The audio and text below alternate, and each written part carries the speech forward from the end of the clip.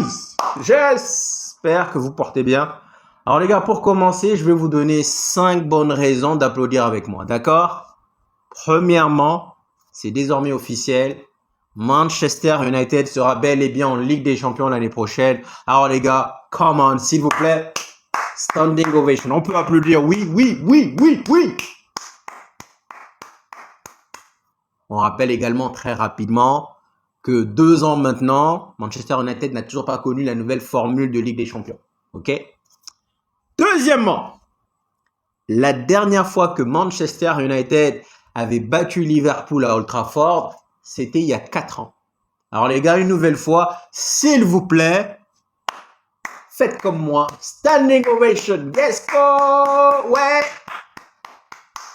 Troisièmement, la dernière fois que Manchester United avait fait le doublé sur Liverpool, c'est-à-dire les battre à l'aller comme au retour, c'était il y a 10 ans.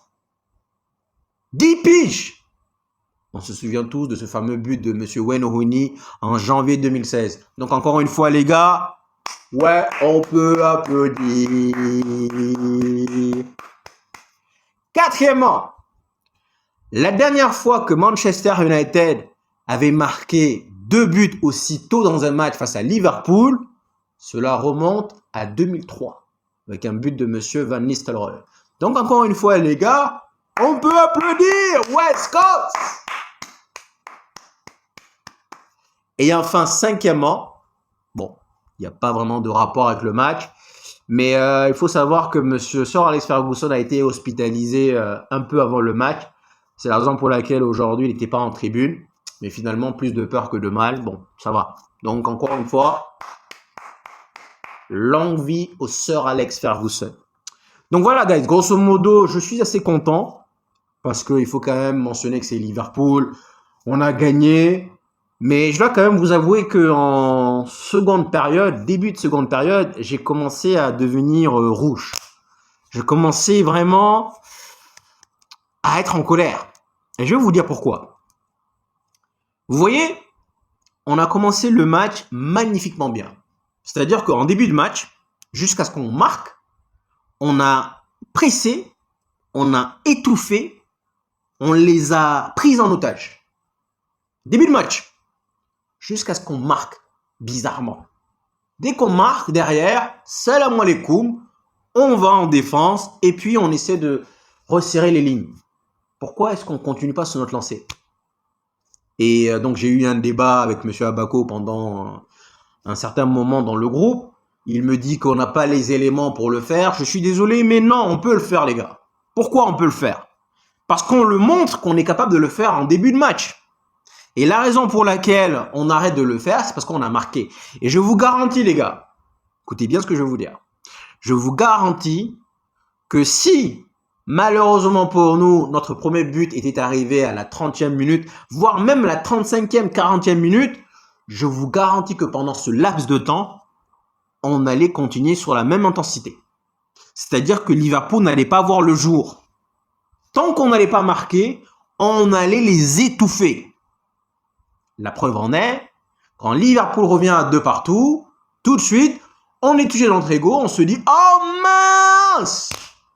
Il va falloir ajouter cela. » Et là, on recommence à presser haut, on commence à vouloir étouffer Liverpool, on commence à vouloir récupérer le ballon très haut. Pourquoi on ne le fait pas Vous allez me dire, ça nécessite beaucoup d'énergie. Probablement, vous avez raison. Mais pour moi, encore une fois, je me dis que si on n'avait pas marqué aussitôt, je pense que derrière, on allait continuer avec la même intensité. Donc, c'est pas vraiment une question d'énergie. Et la preuve, si c'est vraiment une question d'énergie, comment expliquer le fait que derrière, on soit capable de le faire en fin de match?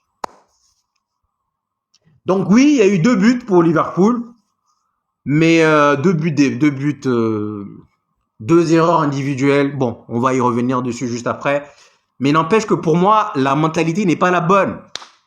C'est-à-dire que normalement, Liverpool, il faut qu'on se dise que c'est Liverpool. Et que de la même manière que ces guignols-là, ils nous ont humiliés par le temps, on doit remettre les pendules à l'heure. Petite anecdote. L'année dernière, d'accord, j'ai un ami, il s'appelle Karim. C'est un fan incontesté de Liverpool. On échange régulièrement, voilà. Et d'ailleurs, petite parenthèse, si jamais le studio venait à voir le jour un jour, il serait normalement mon co-animateur. On va le faire à deux. Enfin, on va faire avec plusieurs personnes, mais il serait mon co-animateur. D'accord? On referme la parenthèse. Un jour, on avait un débat entre Liverpool et Manchester United. Et là, il me dit quelque chose qui m'a fait mal, les gars. La vérité, c'est que c'est une vérité.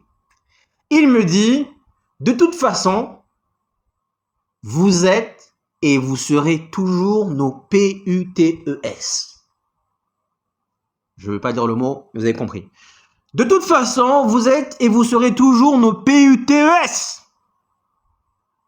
Et il poursuit en me disant, ce qu'on vous a fait, ce qu'on vous a infligé, vous ne pourrez jamais rembourser. Et là, les gars, silence radio! Qu'est-ce que vous voulez que je rajoute? Que voulez-vous que je rajoute à cet instant? Donc, il a raison, les gars. Ce qu'ils nous ont fait, humiliation, humiliation, humiliation, c'est-à-dire être roufless. On s'en fout que les mecs ne soient pas au niveau, on les chicote. Nous, on est trop gentils, les gars. Et ça, honnêtement, ça m'a agacé parce que je l'ai même souligné pendant le live à la mi-temps. À la mi-temps, si vous vous souvenez bien, il y avait bien 2-0. Il y avait 2-0 pour Manchester United et pourtant, je n'étais pas content parce que justement, je voyais 39% de possession de balle. Pourquoi on leur laisse le ballon? On est capable d'aller les chercher, de les étouffer, d'avoir faim, de les craquer. On peut le faire. Malheureusement, on décide, comme face à Brentford, les gars. Pour moi, on en est capable. Non, le faire, c'est une autre chose.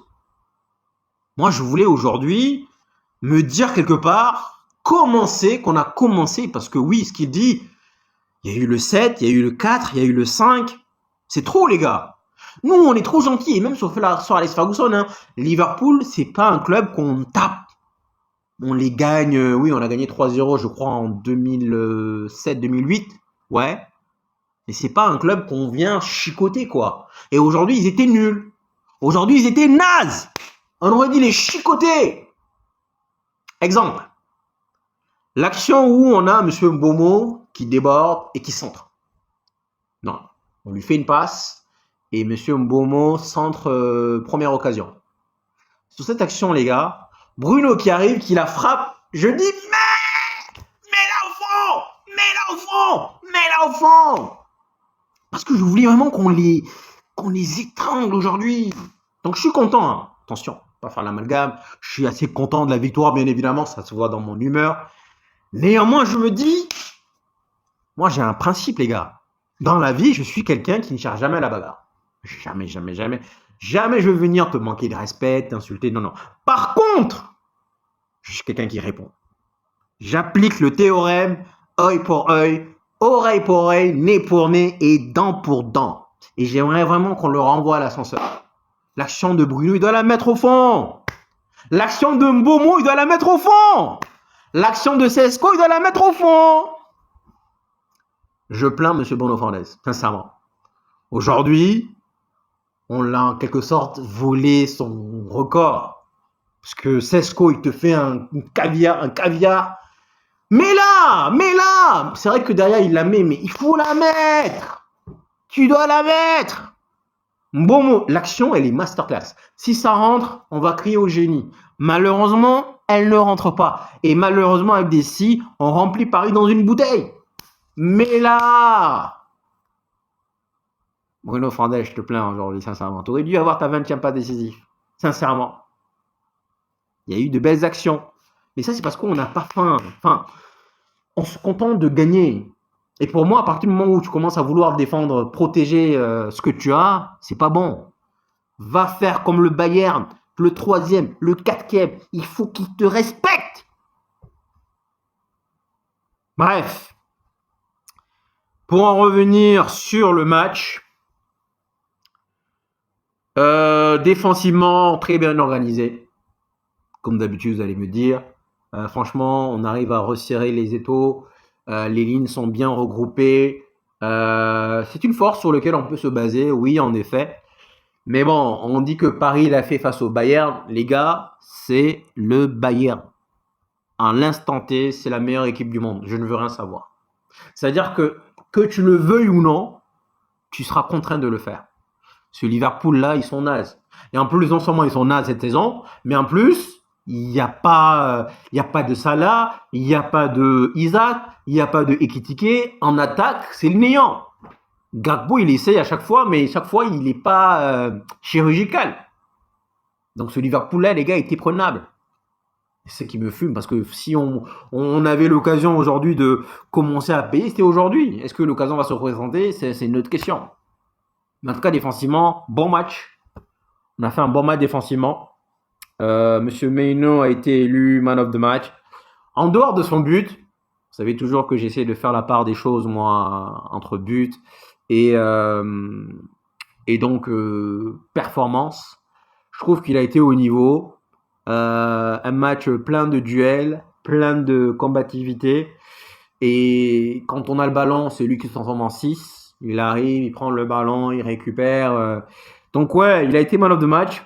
J'avais un message pour lui hier en lui disant il vient de prolonger, j'espère que vraiment qu'il va continuer sur cette lancée. Et que parce que justement il vient de prolonger, il va pas commencer à se reposer sur ses acquis.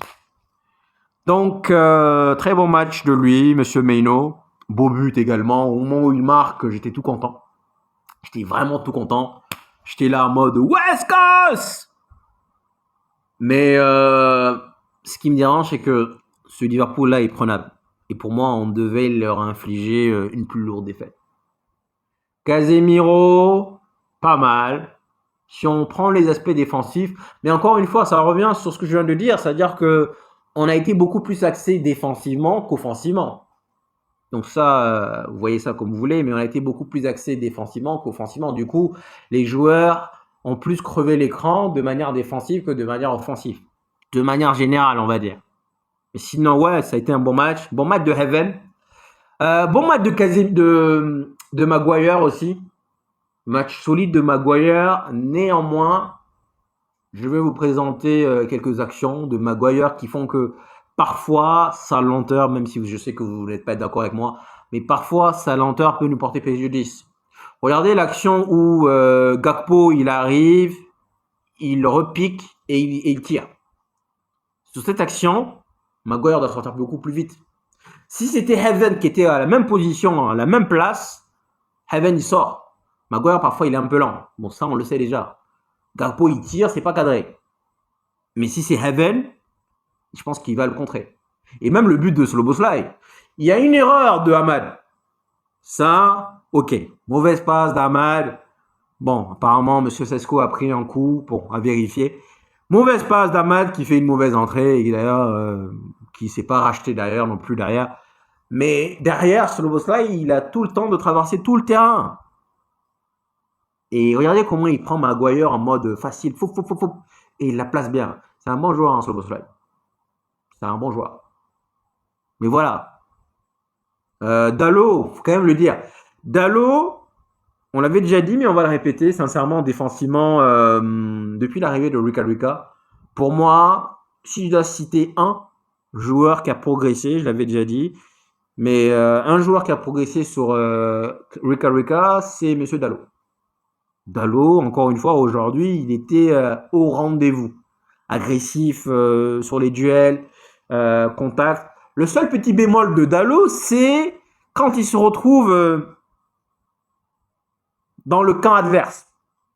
Là, en fin de match, il y a 3-2, il y a Maino qui fait une belle percée, glisse à Dalot. En fait, ce qui m'agace dans cette histoire, les gars, c'est que oui, tout à l'heure, on a eu le débat, c'est pas nécessairement ce qu'on lui demande en premier, c'est vrai, n'empêche que ça se répète encore et encore chez M. Dalot. Le problème, c'est qu'il ne cadre même pas. Il n'a pas la décence de cadrer. Si au moins il cadre, le gardien effectue l'arrêt de sa vie, ok. Mais au moins tu cadres. Mais il fait pas. Le dernier match de Ten Hag, c'était pareil. Juste avant qu'on le licencie, il a une occasion en or, il arrive, il a Cashville, je crois. Bam. Il y a peut-être 4, 5, 6 matchs. Bruno Fernandes lui avait délivré un magnifique caviar. Bam. Le minimum requis dans cette situation, c'est de cadrer. Basta. Sinon, défensivement, il fait son taf. Il fait son taf. Il a fait un bon match, sincèrement, il faut le dire. Luke Shaw aussi, agressif. La dernière fois, j'ai touché un peu l'ego des Mancuniens en disant que j'aimerais pas voir Dalot et Luke Shaw face à Luis Diaz et face à Olysée. Il y en a plein qui m'ont repris. Ouais, sincèrement, c'est vrai que Luke Shaw n'a pas été... Oui, peut-être. Peut-être que... Peut-être. Je ne vous donne pas gain de cause, mais peut-être. C'est vrai que, ouais... peut-être. Mais pour moi, Olysée, c'était quand même un duel au-dessus. Et je pense que d'ailleurs, Diaz, quand il était à Liverpool, la preuve, on buvait souvent la tasse. Donc voilà. Mais je pense que Olysée, entre-temps, il était à Crystal Palace, c'est vrai, mais il a progressé entre-temps. Il n'est pas resté le même joueur. On est bien d'accord. Donc voilà. Donc défensivement, c'était pas mal. Ensuite, offensivement, Cunha qui marque. Cunha qui marque, la balle, il frappe, elle revient, il la met place, il la met magnifiquement bien. Et vous voyez les gars, ça aussi, c'est un point sur lequel je vais rebondir parce que Liverpool n'avait pas leur gardien. Monsieur Alisson n'était pas là. Et je pense sincèrement que vu la frappe, c'était Alisson qui était dans les cages, je pense qu'il aurait arrêté. Et je pense qu'on aurait dû profiter plus par rapport à cet aspect. Par rapport au fait que ce ne soit pas le gardien donc de Alisson qui était dans les cages. Donc beau but de Cunha. Mbomo, c'est pas mauvais, mais peut mieux faire. En fait, il nous habitue à mieux. C'est-à-dire que le dernier geste reste à désirer. Quand il arrive, il y a eu la passe qu'il effectue à Bruno. Elle est bien. Mais derrière, quelque part, le dernier geste reste à désirer, malheureusement. Souvent, il arrive, c'est bloqué, c'est contré. Bon, c'est-à-dire, pour moi, il doit plus jouer sur le fait de coucher les adversaires. Feinte de frappe, feinte de centre, couche-le et repart. Donc, il y a quand même quelques ajustements. C'est pas un match mauvais, pas un match catastrophique de sa part, mais je pense qu'il peut mieux faire. Il se doit de mieux faire. Il nous avait justement, il nous avait habitués à mieux. Bruno Fernandes, encore une fois, il aurait dû avoir une passe décisive ce soir. Honnêtement. Honnêtement, il aurait dû avoir une passe décisive. Mais les gars, vous voyez, sur la tête, avant même qu'il fasse la tête, premièrement, il envoie un magnifique ballon à Monsieur Sesko. La balle, elle est contrée, elle revient. Il fait une belle tête. Il n'essaie pas de marquer, vous voyez. Il cherche, il est en mission. En mission. Et la passe, elle est magnifique. Maintenant, j'ai eu un débat avec Monsieur Richard. Je pense que le ballon a été effleuré un peu. Un peu. Parce que, pourquoi je vous dis ça? Je vous dis ça par rapport à la tête de Monsieur Sesko. Quand il marque, il a l'air un peu dubitatif. C'est pas genre je célèbre, je suis 100% sûr et certain. Quand on fait la VAR, il est pas serein. Regardez bien le visage. Quand on fait la VAR, c'est vrai que quand on regarde le ralenti, on n'a pas l'impression qu'il la touche. Mais quand on utilise la VAR, regardez, il n'est pas serein. Derrière, un soulagement. Quand il y a but, il y a un soulagement. Donc pour moi, il l'a effleuré, je pense, du petit doigt. Juste très légèrement. Mais en tout cas, content pour lui. Il continue à marquer. Donc vraiment, bonne chose pour lui. Et puis voilà. Maintenant, je veux quand même souligner le fait de ne pas dégager. Le fait de ne pas dégager, sincèrement, c'est quelque chose que j'apprécie.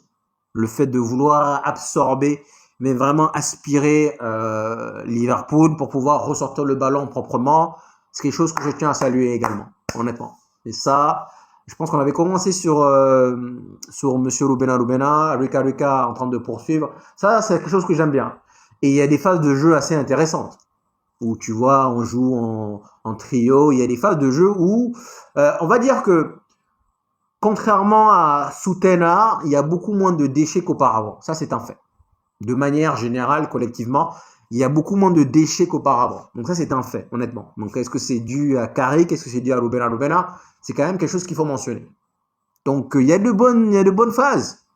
C'est juste qu'encore une fois, mon côté critique me pousse à penser que derrière, on aurait pu faire mieux. Et ça, c'est parce qu'on leur a laissé le ballon.